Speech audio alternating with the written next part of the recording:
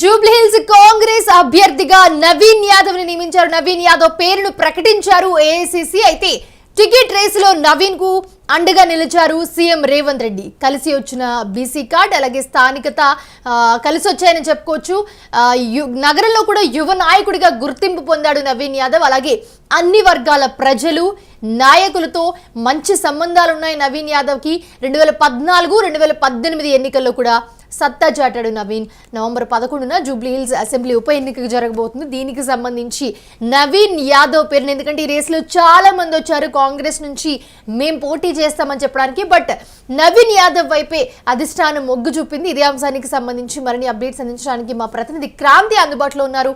Kranti, Mounisha, Jubilee Hills ticket race లో కాంగ్రెస్ పార్టీకి సంబంధించినటువంటి టికెట్ రేస్ లో అభ్యర్థి ఖరారయ్యారు. యువ నాయకుడు, స్థానికుడిగా గుర్తింపు ఉన్నటువంటి నవీన్ యాదవ్ కు కాంగ్రెస్ పార్టీ అధిష్టానం టికెట్ ను కేటాయించింది.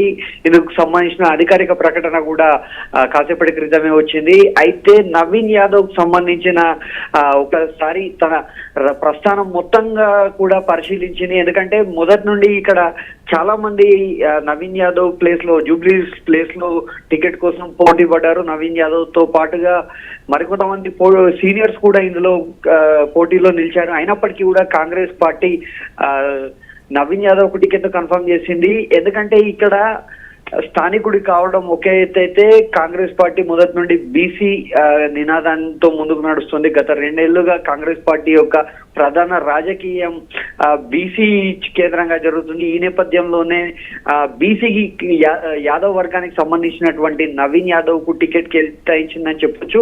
దీంతో పాటుగా నవీన్ యాదవ్ కు ఇటు స్థానికంగా ఉండేటువంటి ఒక మంచి పేరు, యువ నాయకుడిగా హైదరాబాద్ మహానగరంలో ఉండేటువంటి గుర్తింపు, వీటన్నిటిని కూడా కాంగ్రెస్ పార్టీ పరిగణలోకి టికెట్ రావడానికి కారణమైందని చెప్పొచ్చు.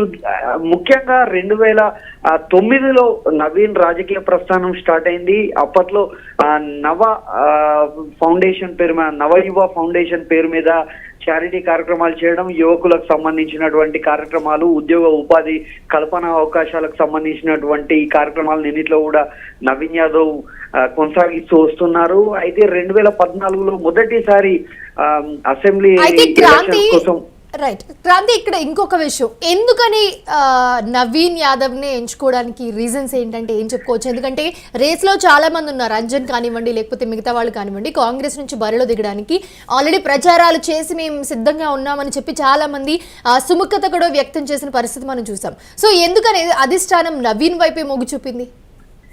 ఇక్కడ ప్రధానంగా అధిష్టానం నవీన్ యాదవ్ ని తీసుకోవడానికి 2 కారణాలు ఉన్నాయి. ఒకటి స్థానికుడు, యువ నాయకుడు. రెండవ అంశం వచ్చేసి యాదవ్ సామాజిక వర్గం సంబంధించినటువంటి బీసీ కార్డ్. ఈ రెండింటినీ కూడా పరిగణలోకి తీసుకునే కాంగ్రెస్ అధిష్టానం నవీన్ యాదవ్ కు టికెట్ కేటాయించింది.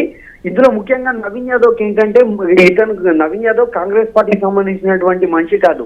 తన రాజకీయ ప్రస్థానం 2014లో ఎంఐఎం పార్టీ నుండి మొదలైంది. ఎంఐఎం పార్టీ తరఫున 2014లో జూబ్లీహిల్స్ నియోజకవర్గం నుండి దివంగత నేత మాగంటి గోపీనాథ్ ను మొదటిసారి ఎదుర్కొన్నాడు.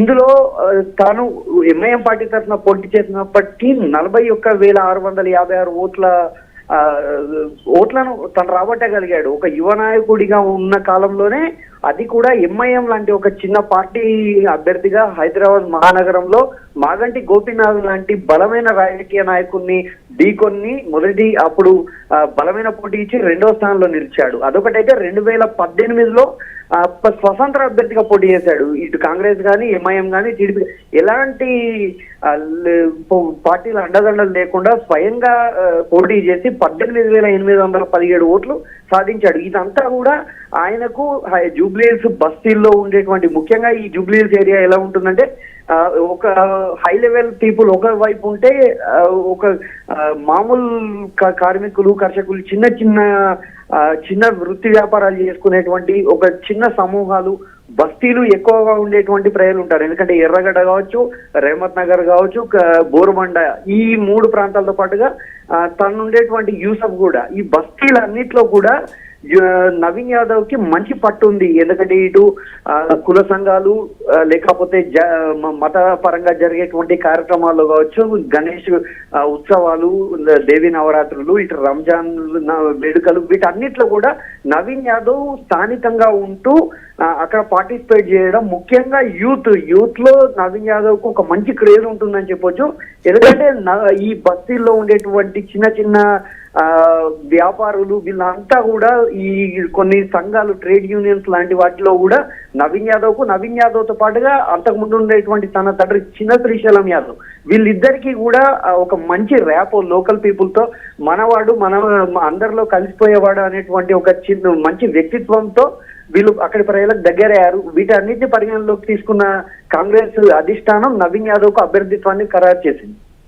అయితే ఇక్కడ రేవంత్ కూడా నవీన్ వైపే మొగ్గు చూపుతున్నారని కూడా, ఆయనకే మద్దతు పలికినట్టు కూడా చెప్తున్నారు. సో ఎందుకని రేవంత్ స్పెషల్ ఇంట్రెస్ట్ గా నవీన్ వైపే ఉండడానికి రీజన్స్ ఏంటంటే ఏం చెప్పుకోవచ్చు?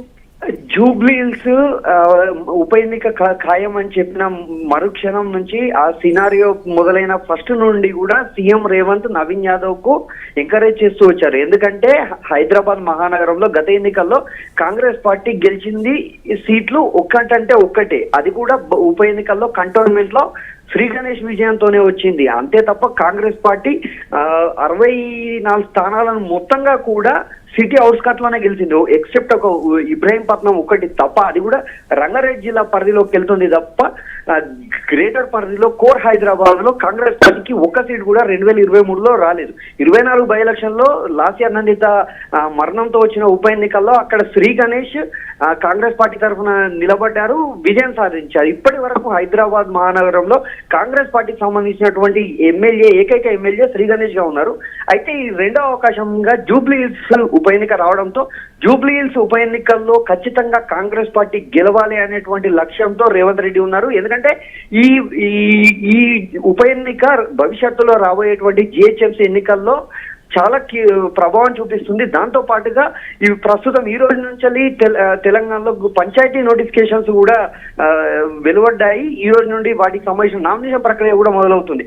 ఈ హైదరాబాద్ మహానగరంలో విజయం సాధించడం అనేటువంటిది ఈ గత 20 నెలల కాంగ్రెస్ పాలనకు ఒక టైప్ ఆఫ్ రెఫరెండం గా కూడా రాజకీయ విశ్లేషకులు భావిస్తున్నారు. సీఎం రేవంత్ కూడా దీన్ని పర్సనల్ గా చాలా కీలకంగా తీసుకున్నారు. ఎందుకంటే నవీన్ యాదవ్ లాంటి నాయకుడిని ముందుకు తీసుకురావడం అనేటువంటిది కాంగ్రెస్ పార్టీకి కావచ్చు, రేవంత్ రెడ్డికి వ్యక్తిగతంగా కూడా చాలా అవసరం. ఎందుకంటే నవీన్ యాదవ్ యువ నాయకుడు, హైదరాబాద్ లో బలమైన సామాజిక వర్గానికి సంబంధించినటువంటి యాదవ నాయకుడు. ఇతను ఈ ఎలక్షన్స్ లో తనను ముందు పెట్టి విజయం సాధించడం ద్వారా ఇటు ప్రతిపక్షాలకు చెక్ పెట్టడంతో పాటు భవిష్యత్తులో వచ్చేటువంటి తెలంగాణ రాజకీయాల్లో తనకంటూ తన మార్కు చూపెట్టడానికి ఇది ఒక మంచి అవకాశంగా ఉంటుంది. సో నవీన్ యాదవ్ లాంటి నాయకుడే ఇందుకు సరైన అభ్యర్థి అని చెప్పేసి రేవంత్ రెడ్డి భావించారు. అందుకోసమే తన తరఫున నవీన్ యాదవ్ కోసం అధిష్టానం దగ్గర కూడా తన వాదనలు వినిపించారు. అయితే ఇంకొక విషయం కూడా మనం మాట్లాడుకోవాలి. ఇప్పుడు జూబ్లీహిల్స్ కాంగ్రెస్ లో చూసుకుంటే కనుక అక్కడ ఎలాంటి బలాబలాలు ఉన్నాయి? ఎందుకంటే మనం గతంలో చూసాము బీఆర్ఎస్ఏ అక్కడ దక్కించుకుంది. కాబట్టి ఈసారి ఎలా ఉండబోతుంది? ఈసారి ప్రత్యర్థుల్ని ఓడించడానికి ఎలాగ ముందుకెళ్ళబోతున్నారు? నవీన్ ముఖ్యంగా ఎలాంటి కార్యాచరణ ప్లాన్ చేసుకున్నారు? యాక్షన్ ప్లాన్ ఎలా ఉండబోతుంది అయింది? వాస్తవానికి జూబ్లీహిల్స్ నియోజకవర్గం 2009లో ఏర్పడింది. నియోజకవర్గాల పునర్వ్యవస్థీకరణలో భాగంగా ఇందులో మొదటిసారి జూబ్లీహిల్స్ నుండి దివంగత కాంగ్రెస్ పార్టీ సీనియర్ నేత పీజీఆర్ కుమారుడు విష్ణువర్ధన్ ఘన విజయం సాధించారని చెప్పొచ్చు. 2009 నుండి 14 వరకు కూడా ఆయన ఇక్కడ కాంగ్రెస్ పార్టీ ఎమ్మెల్యేగా ఉన్నారు. 2014లో తెలంగాణ ఏర్పడిన తర్వాత జరిగిన మొదటి ఎలక్షన్స్ లో ఇక్కడ జూబ్లీహిల్స్ నుండి టీడీపీ తరఫున మాగంటి గోపీనాథ్ విజయం సాధించారు. ఆ తర్వాత ఆయన మారిన రాజకీయ పరిస్థితుల్లో 2016లో టీడీపీలోకి జాయిన్ కావడం జరిగింది, టీఆర్ఎస్ లో జాయిన్ కావడం జరిగింది టీడీపీ నుండి. 2018, 2023 ఈ ఎలక్షన్స్ లో కూడా ఆయన బీఆర్ఎస్ సింబల్ పైన పొడి వేసి ఘన విజయం సాధించారు. అంటే దాదాపుగా గత 11-12 సంవత్సరాలుగా అక్కడ మాగంటి గోపీనాథ్ మాత్రమే నేతృత్వం వహించారు. కాంగ్రెస్ పార్టీకి ప్రాతినిధ్యం లేదు. గతంలో జరిగినటువంటి జిహెచ్ఎంసీ ఎలక్షన్స్ లో కూడా జూబ్లీహిల్స్ పరిధిలో ఉన్నటువంటి 6 కార్పొరేట్ స్థానాలను డివిజన్స్ ను బీఆర్ఎస్ కైవసం చేసుకుంది. అయితే 2023 ఎలక్షన్స్ తర్వాత ఇక్కడ పరిస్థితి మారిపోయింది. 2023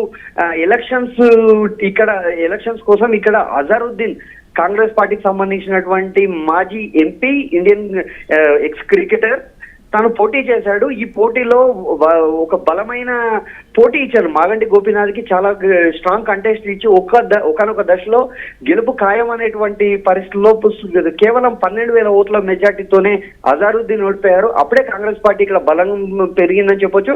ఆ ఎలక్షన్స్ నేపథ్యంలోనే నవీన్ యాదవ్ ఎలక్షన్స్ కు 10-15 రోజుల ముందే కాంగ్రెస్ పార్టీలో జాయిన్ కావడం, తనతో పాటుగా రేవంత్ నగర్ బీఆర్ఎస్ కార్పొరేటర్ గా ఉన్నటువంటి సిఎన్ రెడ్డి, బోరుమండ కార్పొరేటర్ గా ఉన్నటువంటి బాబా ఫసీయుద్దీన్, యువ నాయకులు వీళ్ళిద్దరు కూడా వాస్తవానికి నవీన్ యాదవ్ తో పాటు టికెట్ రేస్ లో సిఎన్ రెడ్డి కూడా ఉన్నారు. కానీ కాంగ్రెస్ పార్టీ బీసీ అభ్యర్థి కావడంతో నవీన్ వైపు టికెట్ ఇచ్చింది.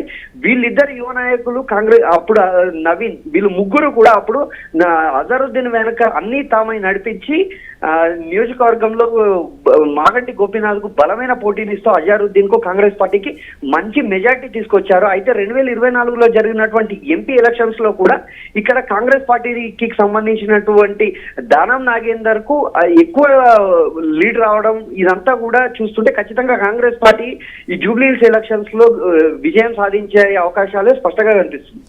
సో ఫైనల్లీ ఇప్పుడు ఎంతమంది అయితే కాంగ్రెస్ నుంచి బరిలో దిగాలి అని చెప్పి అందరూ వెయిట్ చేసి ప్రచారాలు చేశారు, సో వాళ్ళందరి మద్దతు నవీన్కు ఉంటుందనుకోవచ్చా? ఇప్పుడు తప్పకుండా కాంగ్రెస్ లో ఒక బ్యూటీ ఉంటుంది మోనిషా, ఎందుకంటే కాంగ్రెస్ పార్టీలో ఎవరికి వారు ఎమ్నా తీరు అన్నట్టుగా కూడా కనిపిస్తారు. కానీ మనం ఇక్కడ 2023 ఎలక్షన్స్ ను ఒకసారి ఉదాహరణగా తీసుకోవాలి. ఎందుకంటే 2023 ఎలక్షన్స్ కు బిఫోర్ ప్రతి ఒక్కరు కూడా మేమే సీఎం క్యాండిడేట్స్ అనే రేంజ్ లో పోటాపోటీగా పర్ఫార్మెన్స్ చేశారు. ఇటు కోమటిరెడ్డి వెంకటరెడ్డి బ్రదర్ కావచ్చు, ఆయన బ్రదర్ రాజగోపాల్ కావచ్చు, నల్గొండ జిల్లా నుండి ఉన్నటువంటి ఇటు జానారెడ్డి, మరి ఇక్కడ రేవంత్ రెడ్డి, మెదక్ జిల్లాకు వచ్చేంత వరకు దామోదర్ రాజు నరసింహ, ఇక్కడ దుద్దిల శ్రీధర్ బాబు, ఇలాంటి వాళ్ళందరూ కూడా మేమే సీఎంలం అనేటువంటి ఒక ఆలోచనతో ముందుకెళ్లారు. ఎవరికి వారుగా కూడా కష్టపడ్డారు. ఆయా జిల్లాలకు సంబంధించిన బాధ్యతలను తీసుకుంటూ మా కాంగ్రెస్ పార్టీని అధికారంలోకి తీసుకొచ్చేందుకు చాలా ట్రై చేశారు. కానీ రేవంత్ రెడ్డి అప్పుడు పిసిసి హోదా, ఆయన్నే ఒక అనఫిషియల్ సీఎం క్యాండిడేట్ గా ఎలక్షన్స్ ను నిర్వర్తించారు. ఆ కాంగ్రెస్ పార్టీ అధిష్టానం కూడా రేవంత్ రెడ్డికి ఎప్పుడైతే సీఎం అభ్యర్థిత్వాన్ని ఖరారు చేసిందో వాళ్ళందరూ కూడా కలిసి రేవంత్ రెడ్డికి మద్దతు నిలిచారు. కేబినెట్ లో ర్యాంకు పొందారు, హోదా పొంది ఈ పాలనలో రేవంత్ రెడ్డికి సహకరిస్తూ వస్తున్నారు.